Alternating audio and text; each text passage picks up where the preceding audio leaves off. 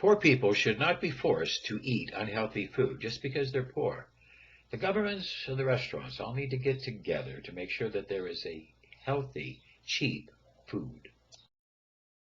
Poor people should not be made to become sick just because they are poor. Poor people should not be forced to eat bad nutrition just because they are poor.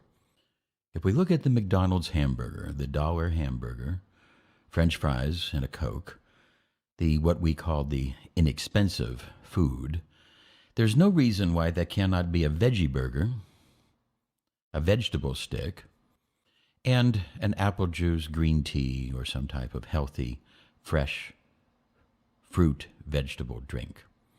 It's all a matter of volume, and if we understand where that cow comes from to make that hamburger, that cow is probably grown in Argentina, transported, processed, and it's very expensive to actually bring it there to make that dollar menu. How much less expensive and how much more profit would there be for McDonald's? How much more profits would there be for McDonald's if there was a veggie burger, something grown local, rich, high nutrition grains and vegetables made into a veggie burger? Thereby, the poor people would be able to buy this type of healthy food. If they want the hamburger or something that's high glycemic, heavy in trans fats, low in nutritional value, something that's going to be causing them disease and increasing the probability of disease, then those people should be willing to pay for that.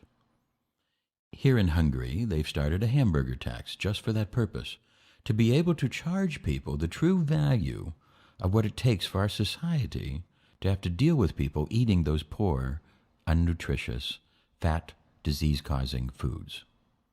We've had to impose a tax. Hungary, Denmark, and many countries around the world are imposing taxes on foods that make people sick and unhealthy. Because, I used to be a smoker, and I quit smoking for health reasons, but if I lived in the United States, I probably would have quit because it was just too damn expensive to buy cigarettes. So, we have governments all the time influencing behavior. Why not do it when it comes to obesity? I'm actually all for the tax.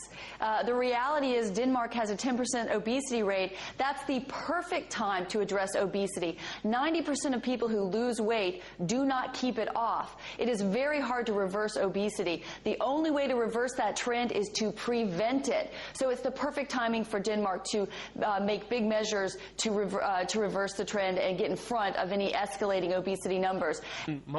We all know if we go to McDonald's every single day, that's not going to be healthy for you, okay? I mean, that's common knowledge. That's not a mystery. I believe the government's made the mistake of demonising traditional nutrient-dense foods and fats from grass-fed animals. McDonald's doesn't provide that. It's, a lot of these are from factory-farmed animals, which have a completely different nutrient. Government have replaced natural fats and traditional foods with excess carbohydrates, toxic margarines and vegetable oils.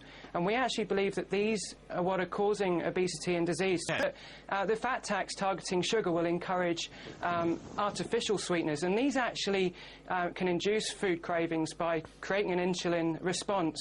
And artificial sweeteners like aspartame are particularly toxic. This is produced from GMO bacteria, and it breaks down into formaldehyde and methanol in the gut. And we're going to see a lot more of this. But the ironic thing about the government's nutritional guidelines, one of the most ironic things, is over half of the calories proposed are from carbohydrates, and the body breaks these all down into sugars.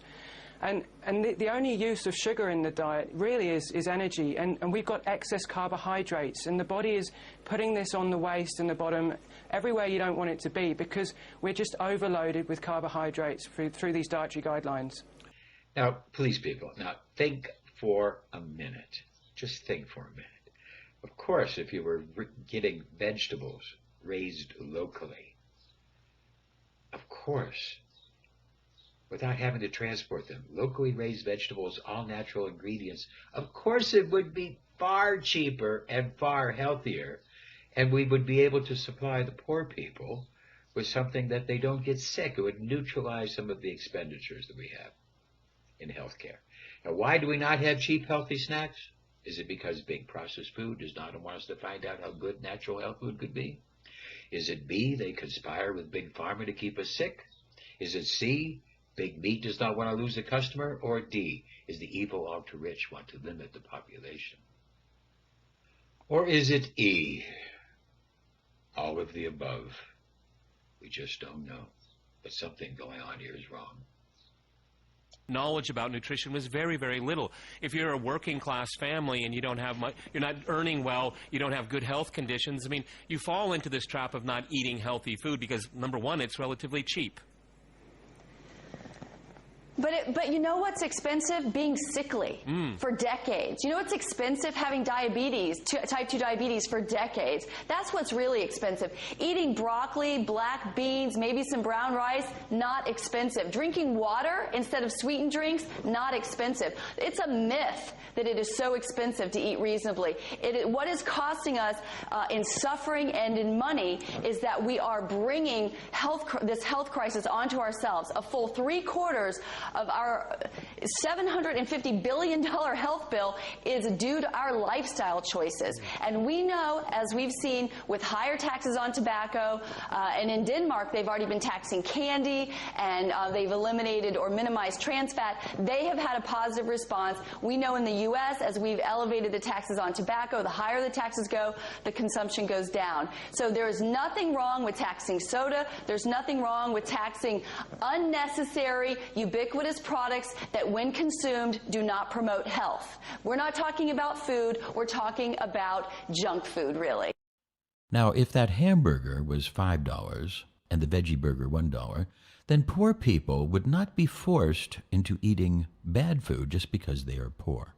And this would increase the profit for McDonald's and the food industry from the poor foods, at the same time increasing their profit from the other foods and increasing taxes for the people who really want foods that are going to be causing different types of disease.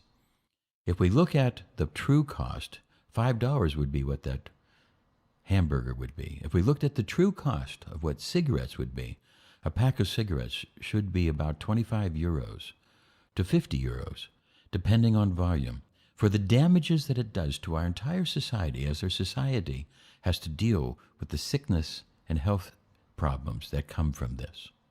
With this in mind, thereby the poor people would be able to get good foods, and the people who want unhealthy foods would be paying for that risk.